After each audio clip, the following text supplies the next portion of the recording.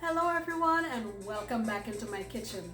Today we're going to make jerk pork and we're going to make our own jerk seasoning. So come on, let me show you what we're going to do.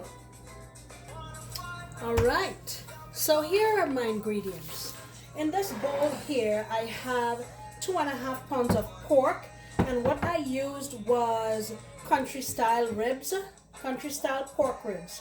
Washed it properly with lime, rinsed it off, put it in my bowl, and let me show you what's in this seasoning. Okay, I have 2 stalks of green onions. I also have, let me move it back here, the juice of half of a lime, 1 teaspoon of apple cider vinegar, half a teaspoon of my chicken bouillon, 9 cloves of garlic, 3 tablespoons of allspice berries, 4 sprigs of thyme, 2 to 3 leaves of Cuban oregano. I don't have it on here, but you've seen me use that before. It's also called Podina, half a teaspoon of black pepper, 1 habanero, that's optional, but I mean, what's jerk without heat, right? 1.5 tablespoons of ginger. I don't have it on here, but I put it in the marinade. 1.5 tablespoons of grated ginger, fresh grated ginger, 1/4 cup of oil of your choice. I use vegetable oil, half a teaspoon of grated nutmeg, 1 teaspoon of blended up cinnamon, and 1 shallot. So I threw all of these things in my little food processor, blended it up, and mixed it with my pork and put it in the refrigerator. So now what I'm going to do is put it in my baking dish, single layer, cover it with a piece of foil, and I'm putting it in my oven at 400 degrees for about maybe 30 or 40 minutes. I'll let you know as we go, okay? Alright, so this has been going covered at 400 degrees for 1 hour. Let's take the lid off. Alrighty, and let me just check it to see how soft it is. Okay, it's not incredibly soft, but it's pretty soft. So what I'm going to do now is leave the cover off and put it back in the oven.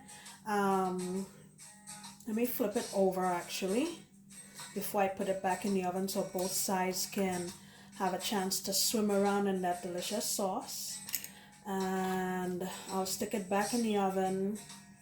I think this time I'm going to lower the heat to 350, and I'll come back and check it in about 30 minutes. And we'll take a look and see what's what, okay? Alright, so it's been 30 minutes on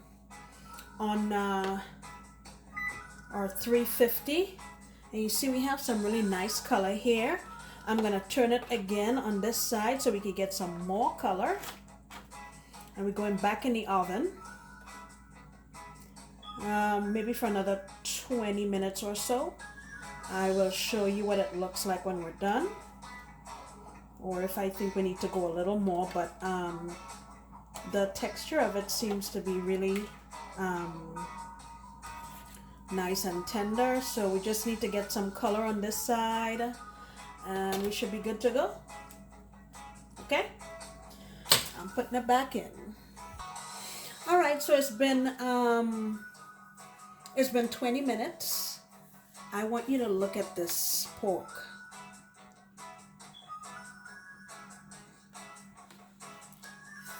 Oh my goodness.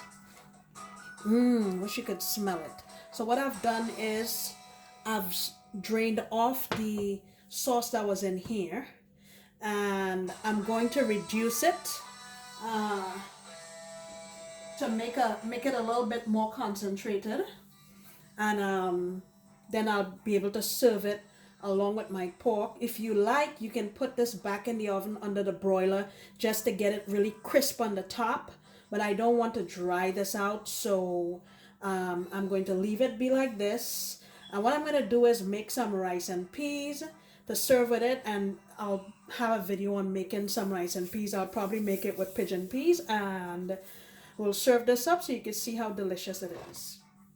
So, thank you so much for stopping by. I sincerely appreciate your time and your company, and I hope you come back next time when I'll be making another delicious recipe. Bye bye.